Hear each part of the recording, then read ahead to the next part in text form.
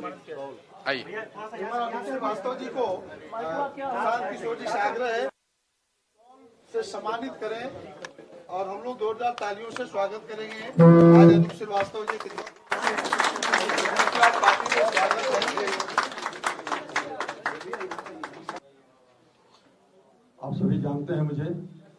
सबसे पहले मैं आप सबों का आभार व्यक्त करता हूं इस प्रेस वार्ता में आने के लिए। और आप सभी मेरे बारे में जानते हैं, मैं एक जमीनी कार्यकर्ता 1973 से एक विचारधारा को लेकर के और भारत माता को परम वैभव शिखर पर ले जाने का जो सपना देखा था और मैं अनवरत काम करता रहा।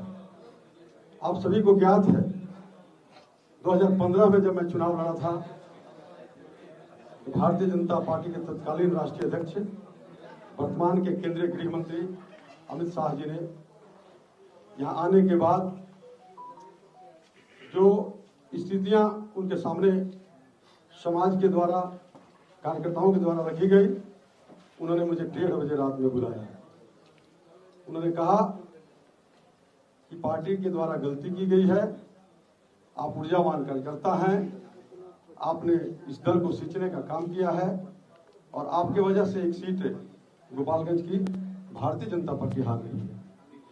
मैं आपसे आग्रह करता हूं, एक सीट जिता दीजिए।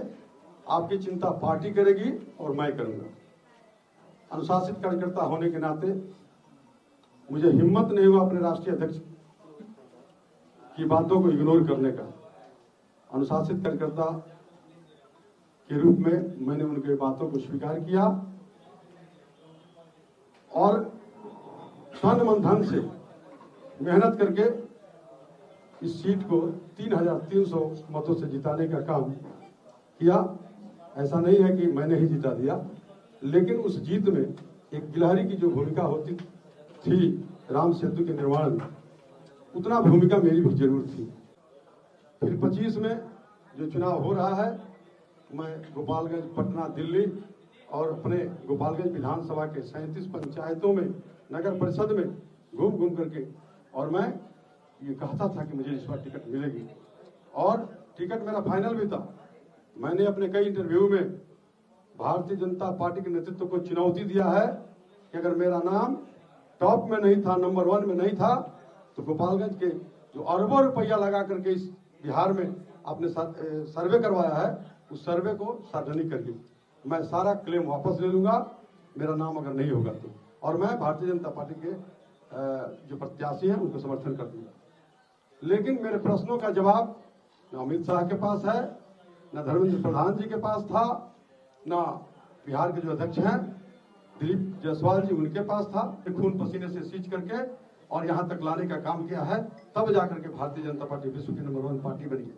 लेकिन आज भारतीय जनता पार्टी में क्या हो रहा है, जितने जमीनी कार्यकर्ता हैं उनकी उपेक्षा हो रही है, उनको जातियों की नजर से देखा जा रहा है।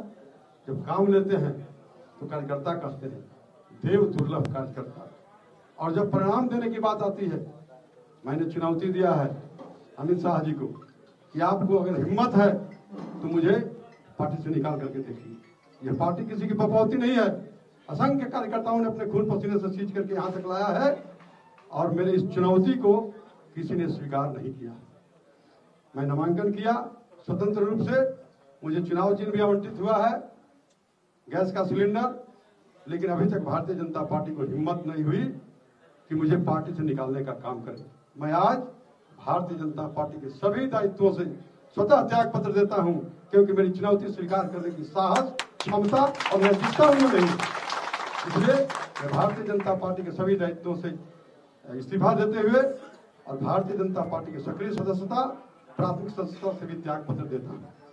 मैं धन्यवाद करता हूं प्रशांत किशोर जी का, जिसने मेरे दुखती रग को हाथ रखने का काम किया है, और जनता में जो मेरा विश्वास है, जो मेरी छवि है, मैंने आज तक 1 इंच जमीन किसी का हड़पने का काम इस जिले में नहीं किया है। और मैं वादा करता हूं आप सभी मीडिया के सामने, इस गोपालगंज की न्यायप्रिय लोकप्रिय मतदाता भाई बहनों से, कि मैं अपने चरित्र के साथ कोई समझौता नहीं करूंगा, अपने सम्मान स्वाभिमान के साथ कोई समझौता नहीं करूंगा। और आपने मुझे अवसर दिया तो आपके सेवा में मैं अनूप अपना कुमार जिंदाबाद जिंदाबाद जिंदाबाद अनूप कुमार जिंदाबाद जिंदाबाद जिंदाबाद। अगर आपने मुझे अवसर दिया सेवा का, तो मैं जब तक मेरे धमनियों में खून का एक एक बूंद कतरा बहता रहेगा, इस गोपालगंज के निर्माण में, इस गोपालगंज के विकास में अपने पूरी जीवन को मैं समाप्त करूंगा।